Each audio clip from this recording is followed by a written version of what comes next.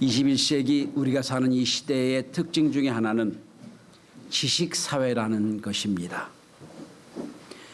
지식이 폭발적으로 늘고 있습니다. 그래서 어느 학자가 이야기하기를 이 시대의 유치원 아이들의 지식이 100년 전에 회갑을 넘은 노인이 갖고 있는 지식과 똑같다고 그럽니다. 오히려 더 많다고들 합니다. 과거에는 우리 지식이 선생님이나 책으로만 습득이 가능했었습니다. 좋은 스승을 만나는 것이 가장 지식을 얻는 지름길이었습니다.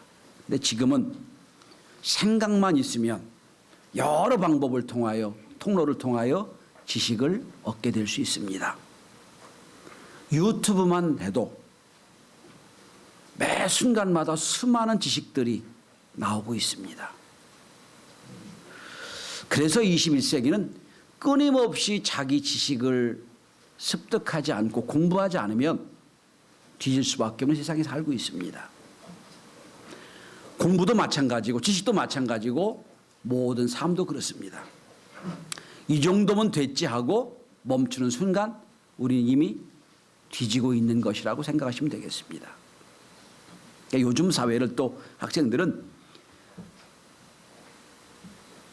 새로운 얘기로 하는 것을 들었습니다. 요즘의 사회는 검색 사회라고 합니다. 모든 지식이 컴퓨터에 있으니까 키워드만 누르면 다 나오게 되는 그런 사회에 살고 있습니다.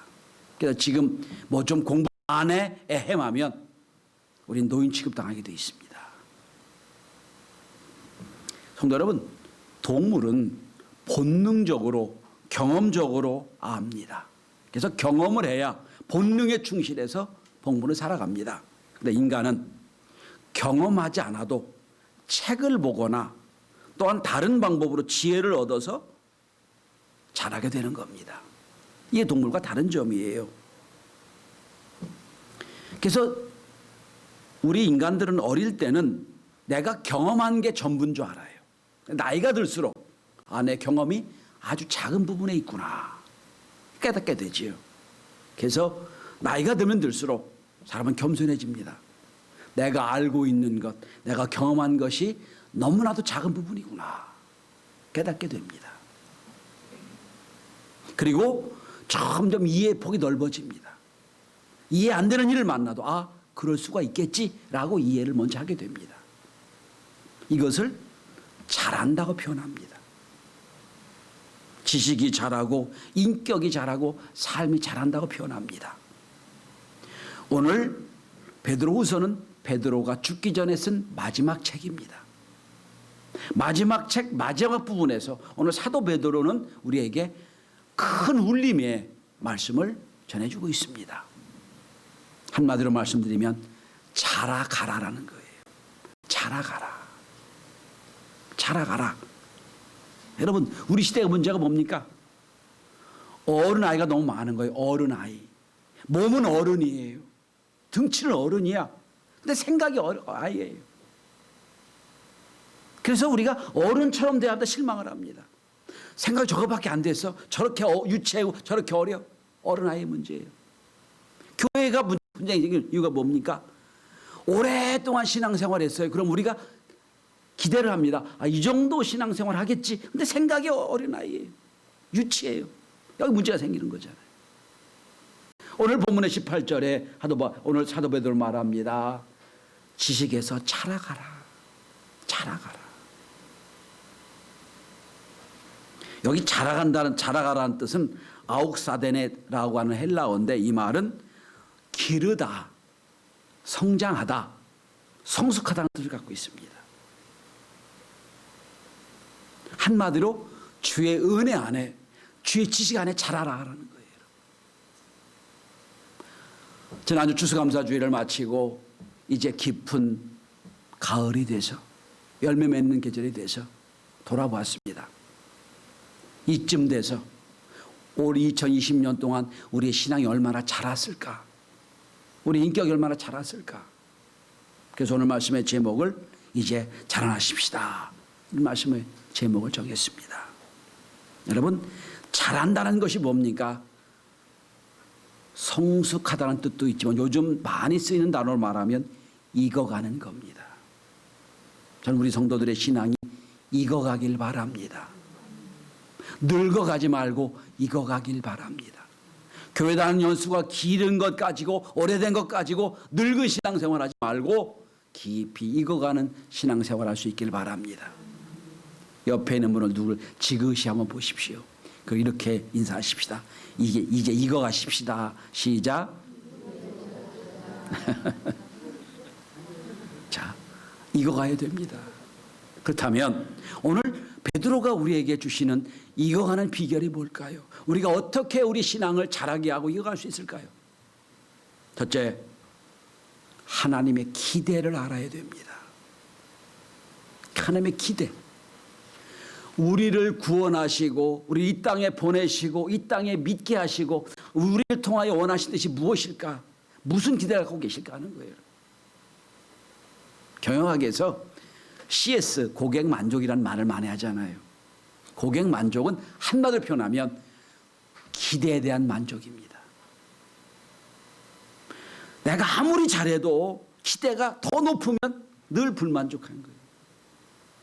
우리가 영원히 만족시켜야 될 분이 있어요. 하나님이에요. 영적인 고객, 영원한 고객이에요. 제가 결혼식 주례할 때마다 늘 그런 말을 합니다. 일평생 우리가 만족시켜야 될 고객이 두 명 있다. 하나는 하나님이요, 하나는 당신 남편과 아내다. 표현합니다. 하나님 우리의 기대가 있어요. 무슨 기대를 갖고 계십니까? 오늘 본문에 여러분 14절을 보시기 바랍니다. 오늘 사도 베드로는 깊은 인생의 모든 것을 경험하고 이제 하나님 나라를 갖기 전에 하나님이 자기가 주신 기대가 무엇인지를 깨달았어요. 그걸 이렇게 표현합니다. 흠도 티도 없이 평강 가운데 나타나길 원한다는 거예요. 흠도 티도 없이. 흠이란 단어는 헬라어로 아스피루스란 단어인데 이 말은 원래 가지고 있는 유전적인 흠을 얘기합니다. 유전적인 점을 얘기합니다. 흠은 뭐냐? 스모메투스란 단어인데 살면서 생긴 잘못들 얘기합니다. 그러니 하나님 원하시는 게 뭐냐? 주님 앞에 갔을 때 오늘 본문에 여러분 14절 보시기 바랍니다. 주 앞에서 그랬죠. 너희가 이것을 바라보나니 주 앞에서라고 그랬어요. 하나님 앞에서. 오늘 사도 베드로는 늘 인생의 뒤안길에서 하나님 나라의 갈 날을 생각하는 거예요. 하나님 앞에서 흠도 없고 티도 없이 평강 가운데 나타나기 원한다는 거예요. 주님 앞에 갔을 때 두려워서, 죄 때문에 두려워서, 지은 죄 때문에 두려워서 하나님 두려워하는 게 아니라 평강 가운데서 완전하게 나타나길 원한다는 거예요. 성도 여러분, 우리가 단지 예수 믿어 구원받는 것이 하나님 우리를 구원하신 목적이 아니에요. 그 넘어서서 이제 우리가 온전한 하나님의 자녀로 날마다 성장하고 익어지길 원하신다는 거예요. 우리가 자녀를 키우고 자녀를 태어나게 하고 자녀를 성장시킬 때 그냥 자녀가 살아있는 게 목적이 아니잖아요. 그가 좋은 사람이 돼서 이 땅에 좋은 영향력을 발휘하는 자녀가 되길 원하지 않습니까? 똑같아요. C.S. 루이스는 이런 말을 합니다. 천국을 목표로 삼는 사람은 그 안에서 지상의 목표도 이루게 될 것이다. 그러나 이 땅 지상의 목표만 생각하는 사람은 절대로 천국의 목표를 이루지 못할 것이다. 하나님 우리가 원하시는 게 있어요. 흠도 없고 티도 없이 온전한 신앙생활하는 것. 주 앞에 갔을 때 자리다 칭찬받는 믿음의 사람 되는 것. 우리 경신의 모든 교훈은 이 가을에 다시 한번 하나님이 우리에게 원하시는 목적을 생각하는 은혜가 있길 바랍니다. 자, 하나님 기대가 있어요. 주님 나라 갔을 때 평강 가운데 나타나기 원하는 것. 자, 그런데 두 번째입니다. 그런데 우리가 우리 신앙을 성숙해지고 우리 신앙이 익어지려면 반드시 알아야 될 게 있습니다. 그것은 하나님의 인내가 있다는 거예요. 하나님의 인내를 깨달아야 됩니다. 베드로가 인생을 통해 깊이 깨달은 게 하나 있습니다. 내가 지금까지 사도로 살아온 것이 내가 잘해서 내가 열심히 해서 내가 은혜가 있어서 아니라는 거예요. 하나님의 인내가 있다는 거예요. 여러분 오늘 본문의 15절을 주목해 보시기 바랍니다. 사도 베드로는 이렇게 말합니다. 또 우리 주의 오래 참으심이 구원이 될 줄로 여기라. 오래 참으심이 우리 구원이 된다는 거예요. 성도 여러분, 하나님의 율법대로 하면 저나 여러분이나 이 시간 여기 앉아있을 사람 하나도 없어요. 지난 일주일 동안 생각해도 우리가 지은 죄를 가지고 하나님이 심판하시고, 우리가 말하는 것 잘못하면 하나님이 판단하시고, 우리가 행동을 잘못하면 하나님이 저주하신다면 여기 아무도 못 앉아있을 거예요. 그렇지 않아요, 여러분?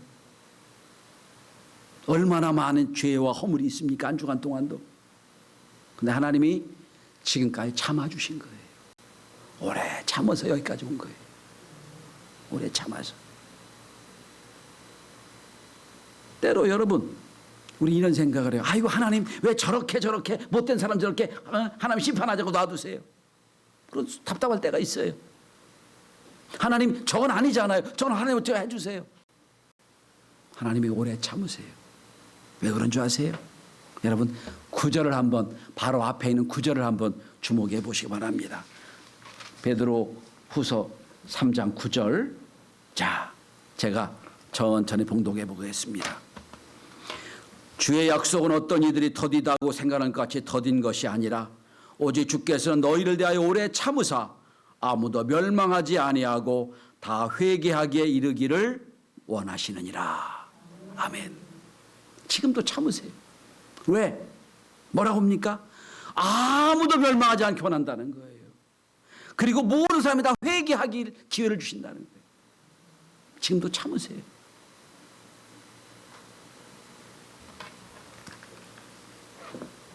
만일 우리가 죄를 지었는데 하나님이 그때 그냥 판단하시고 하나님 재림하신다면 우린 회개하지 못한 자가 될 거 아니에요. 잘못된 게 너무 많은데 그때마다 하나님 나를 판단하시고 날 심판하신다면 우리는 구원받지 못한 자가 될 겁니다. 오래 참으세요. 모든 사람이 다 구원받기 원하시는 겁니다. 그 오래 참으심 때문에 여기 우리가 앉아 있는 거예요. 요한 웨슬레 아버지 요한 웨슬레 목사님이, 요한 웨슬레 목사님 18명의 자녀를 낳았어요, 여러분. 그 중에 이제 5명은 먼저 세상을 떠나고 끝까지 간 분들이 있는데, 어머니 수산나 영향을 참 많이 받았습니다. 요한 웨슬레가, 그 자녀들이 요한 웨슬레 아버지 목사님이 수산나에게 이렇게 말했답니다. 당신 어떻게 그 멍청이 같은 녀석이 똑같은 말을 20번이나 하냐고. 참 인내심이 대단하다고. 그랬더니 어머니 수산나가 이렇게 말했답니다. 아버지에게 말한 겁니다. 만일 그 애한테 19번만 말하고 한 번을 말하지 않아서 혼낸다면 19번 해온 노력의 수포가 되지 않겠어요. 그랬다는 거예요. 그래서 그 어머니 인내 때문에 요한에서가 했다는 얘기입니다. 하나님은 수번 아니라 200번도 참으신 분이세요. 참고 기다리세요. 그 하나님의 인내가 우리를 여기까지 인도하신 거예요. 하나님의 인내로 여기까지 왔으니 이제는, 자, 3번째입니다. 하나님의 기대를 알았어요. 하나님의 인내하심이 지금 바탕인 줄 알았습니다. 3번째로 이제는 은혜를 깨닫고 자라나야 됩니다. 18절을 보시기 바랍니다. 뭐라고 되어 있습니까? 오직 우리 주의 곧 구주 예수 그리스도의 은혜와, 은혜에서 자라라는 거예요. 은혜를 알고 자라나라. 은혜를 깨달아, 은혜를 삼아라는 말씀입니다. 제가 여러 번 말씀드린 경험이 있습니다. 유명한 실화입니다. 영국에서 어느 날 종교회의가 열렸다고 그럽니다. 종교회의. 세계적인 종교학자들이 다 모여가지고 종교를 가지고 토론을 시작합니다. 자, 여러 가지 얘기를 합니다. 뭐 각종 종교의 특성을 얘기하고 유일성을 얘기합니다. 쭉 지나가서 이제 기독교 특성을 말할 때가 됐어요. 학자들이 말합니다. 기독교의 특성 중에 가장 중요한 특성이 뭐냐? 성육신 사건이다. 신이 인간에 대한 사건이다. 맞다.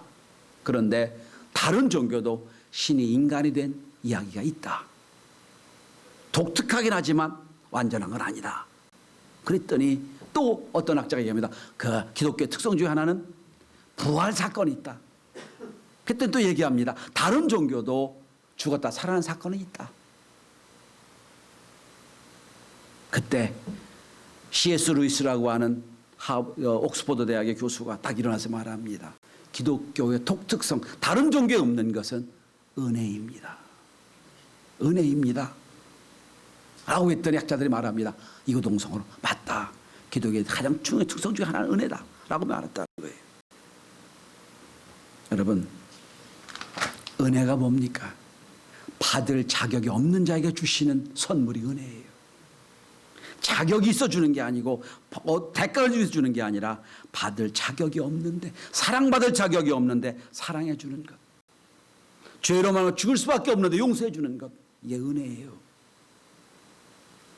오늘도 베드로는 말합니다. 우리가 잘할 수 있는 근거가 뭡니까? 하나님의 은혜 안에 잘한다는 거예요. 저는 우리 성도들이 매 순간마다 하나님의 깊은 은혜를 깨닫게 되길 바랍니다. 은혜를 알아야 잘할 수 있어요, 여러분. 내 노력으로 잘하는 게 아니고 애쓰면 잘하는 게 아니라 하나님의 그 은혜가 먼저 있어야 돼요. 자, 대백이긴 하지만 중요한 말씀이기 때문에 성경을 한 절만 더 펴보겠습니다. 자, 에베소서 2장 8절 한번 보십시오. 에베소서 2장 8절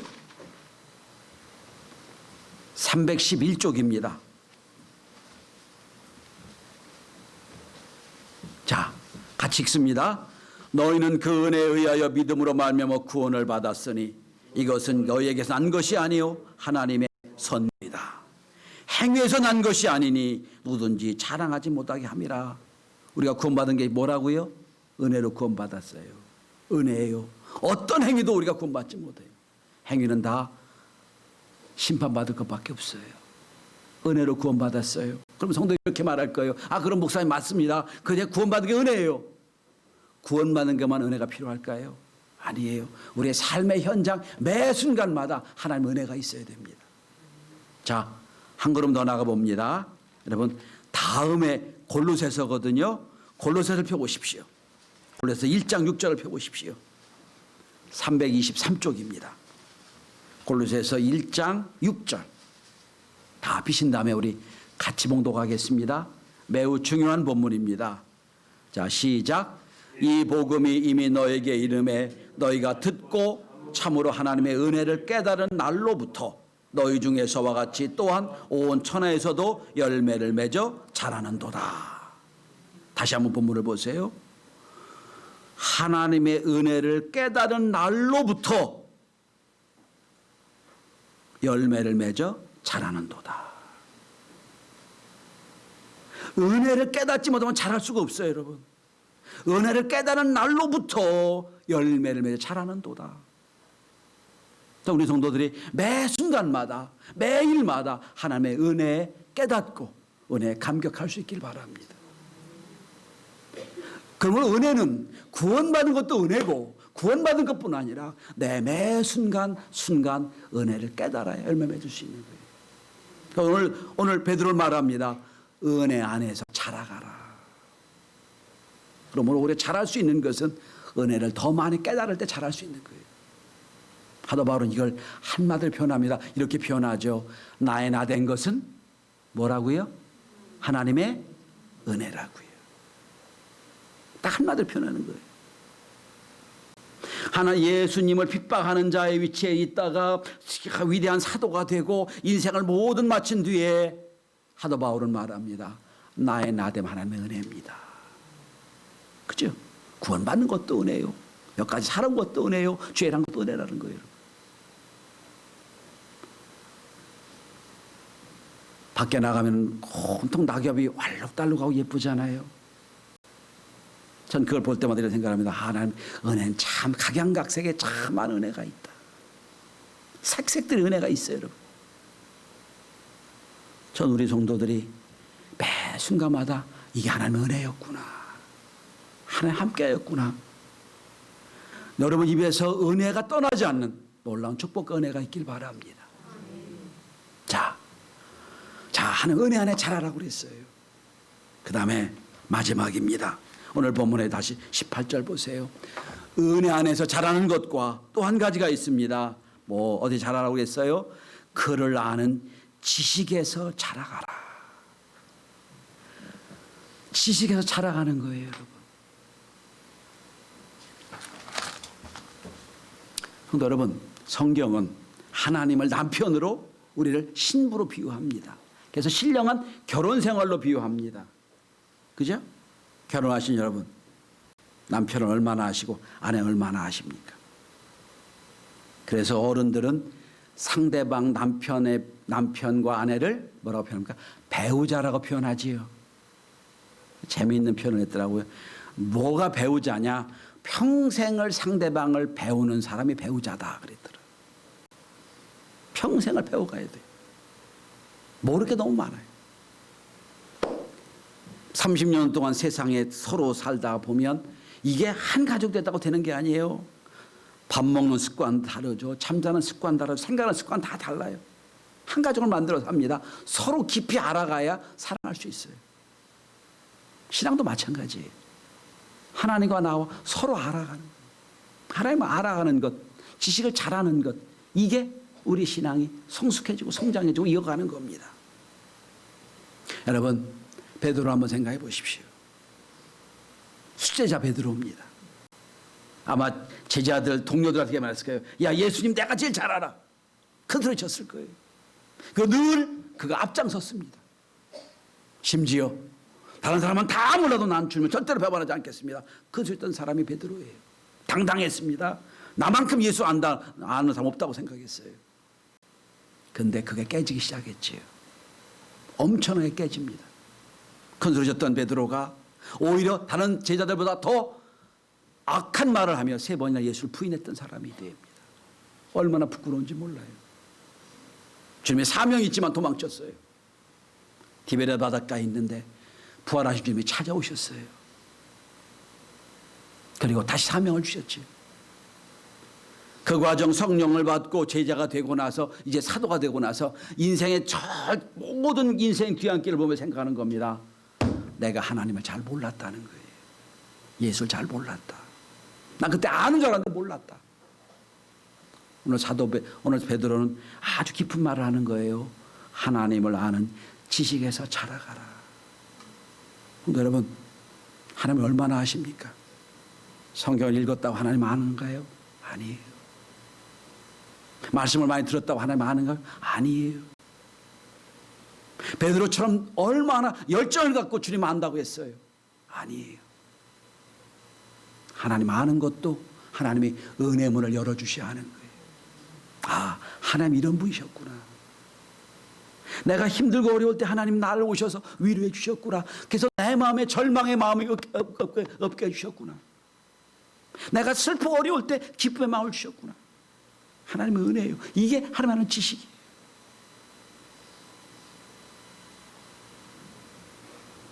베드로가 인생을 마치고 난 다음에 얘기합니다. 하나님을 잘 알길 원한다. 지식을 갖기 원한다는 거. 내가 만난 하나님 보니까 오랫동안 참아 기다려주시고 나를 회복시켜 주신 하나님. 내가 하나님 부인하고 돌아섰는데도 오셔서 나에게 사명을 주신 주님. 그러니 너희도 이런 지식이 더 많아지길 원한다는 거예요. 그리고 나서 베드로 전후서 쓰면서 아주 진솔하게 믿음의 후배들에게 부탁하는 게 있어요.